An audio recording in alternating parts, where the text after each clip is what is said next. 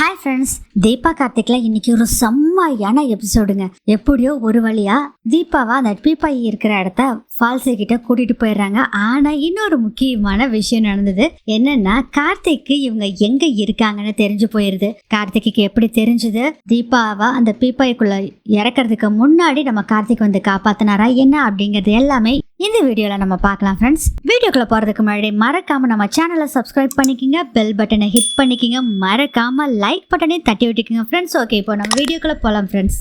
Phone பேசிட்டு வர்றாங்க ரம்யா. அப்போ யார் ஃபோன் பேசுனது அப்படின்னு கேட்கும் போதே பார்த்தீங்கன்னா கார்த்திக்னு சொல்லாமல் பிஸ்னஸ் கால் அப்படின்னு சொல்லிட்டாங்க ரம்யா. அம்மோ, நான் இது கேட்டது காரணமே அவர் ஒரு நாளைக்கு வெளியே போனாலும் 4-5 தடவை கால் பண்ணியிருப்பாரு. இப்பயும் எனக்கு கால் பண்ணியிருப்பாரு. அதுதான் அவர் என்னை தேட ஆரம்பிச்சிருப்பாரு.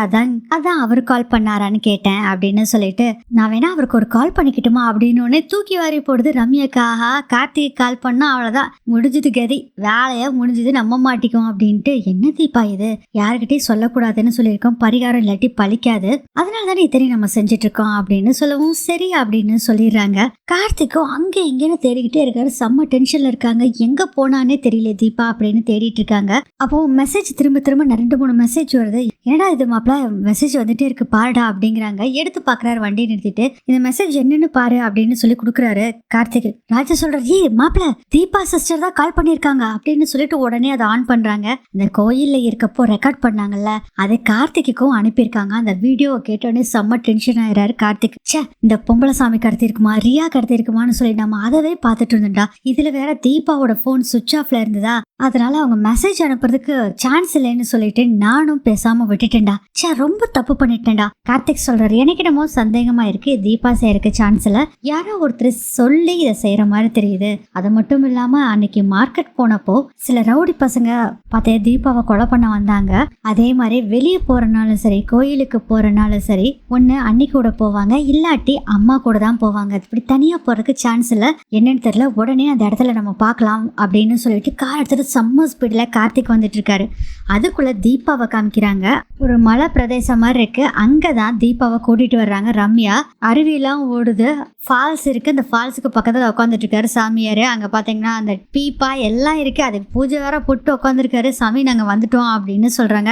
வந்துட்டீங்களா, சரி பூஜை ஆரம்பிக்கலாமா அப்படின்னு சொல்றாரு சாமியார், அதாவது போலி சாமியார் சொல்றாரு. அதுக்கு ரம்யா சொல்றாங்க, இந்த பீப்பாயெல்லாம் செக் பண்ணி பார்த்துட்டீங்கன்னா நல்ல பீப்பாயா என்ன அப்படின்னு கேட்குறாங்க. ஏமா, இதை ஒரு தடவைக்கு 10 தடவை செக் பண்ணியிருக்கணும், நான் இது மாதிரிலாம் செய்ய மாட்டேன் அப்படிங்கிற மாதிரி பேசுறாரு. சாமி அப்படிலாம் பண்ண மாட்டார், பேசாம இரு அம்முனியே அப்படின்னு சொல்றாங்க. அதுக்கப்புறம் ஒரு மஞ்சள் சேலையை கொடுத்து இந்த சேலையை கட்டிட்டு வாங்க அப்படின்னு சொல்றாங்க. ரம்யா கூட்டிட்டு போய் அந்த மஞ்சள் சேலையை கட்டி கூட்டிட்டு வர்றாங்க தீபாவை. அப்புறம் விளக்கேற்ற சொல்றாங்க. அப்போ ரம்யா என்ன சொல்றாங்கன்னா, விளக்கு ஏத்திடி வேத்து, இதுதான் நீ ஏத்துற கடைசி விளக்கு, அதுக்கப்புறம் நான் தான் விளக்கு ஏத்துவேன் அப்படிங்கிற மாதிரி மனசுக்குள்ள நினைச்சிட்டு இருக்காங்க. விளக்கேத்தி முடிச்சோடனே 3 தடவை அந்த பீப்பாய சுத்தி வர சொல்றாங்க. தீபாவும் சுத்தி வர்றாங்க. அதுக்கப்புறம் என்ன பண்றாங்கன்னா, அம்மா ரெடி தானா அப்படின்னு கேக்குறாங்க. போலிச்சாமியார் ரெடிதான் சாமி அப்படின்னு பீப்பாக்குள்ள போய் உட்காரு அப்படின்னு சொல்றாங்க. பீப்பாயில போய் உட்காடுறாங்க. அதுக்குள்ள பாத்தீங்கன்னா நம்ம கார்த்திக்கும் வேகமா டிரைவ் பண்ணிட்டு வந்துட்டு இருக்காரு. ரம்யா என்ன பண்றாங்கன்னா, தீபா நீ கம்ஃபர்டபுளா இல்லைன்னா நீ சொல்லு, நான் உடனே உன்னை வெளியே இழுத்துறேன் அப்படின்னு சொல்றாங்க.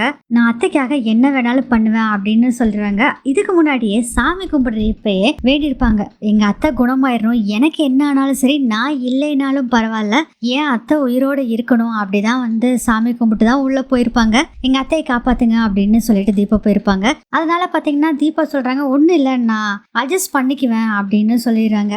என்ன பண்றாங்கன்னா, பெரிய ஒரு ஆணி எடுத்து, இப்போ நான் உன்னைய ஆணி வச்சு அடிச்சு உள்ளுக்குள்ள இறக்க போறோம் அப்படின்னு சொல்றாங்க. சரி, ஒன்றும் பிரச்சனை இல்லை, மூடிடு அப்படின்னு சொல்றாங்க. தீபாவும் அந்த பீப்பாவோட மூடி ஆணியை வச்சு அடிச்சு, இப்போ நாங்க கயிறு கட்ட போறோம் தீபா அப்படின்னு சொல்லி கயிறை கட்டி ஃபால்ஸ் மாதிரி தாங்க தண்ணி போகுது. அதுக்குள்ள என்ன பண்றாங்கன்னா, இறக்கிறதுக்காக தீபா இப்ப சாய்க்க போறோம் தீபா அப்படிங்கிறாங்க. சரி சாய்ங்க அப்படின்னு இந்த பீப்பாய சாய்க்கும் போது தீபாக்கு ஒரு மாதிரி இருக்கு. தீபா, நாங்க இப்போ உருட்ட போறோம் தீபா அப்படின்னு வேற சொல்றாங்க. ஓகே அம்மு நீ உருட்டு, நான் இதா இருந்துக்கிறேன் அப்படின்னு சொல்றாங்க. அவங்களும் அப்படியே உருட்டி விடுறாங்க. இதோட உன்னோட கதை முடிஞ்சுது தீபா அப்படின்னு சொல்லிட்டு உருட்டி விடுறாங்க. அது அப்படியே கொஞ்சம் கொஞ்சமா அந்த மலையில அப்படியே கீழே கீழே இறங்கி இறங்கி போகும். அது மாதிரி தண்ணி ஃபால்ஸ் அப்படி ஒவ்வொரு ஸ்டெப்ஸா இறங்கி போகுது. அந்த ஸ்டெப்ல அப்படியே இறங்கி இறங்கி அந்த பீப்பாவும் போகுது. இவங்க கைத்த அப்படியே நீள விட்டுக்கிட்டே போயிட்டு இருக்காங்க. கரெக்டா தண்ணி கிட்ட போகுது. அந்த உருண்டு உருண்டு போறதுனால தீபாவுக்கும் ஒரு மாதிரி இருக்கு. கடைசியில தண்ணிக்கு அப்படியே போகுது அந்த பீப்பாயும். இதோட இந்த எபிசோட் முடியுது.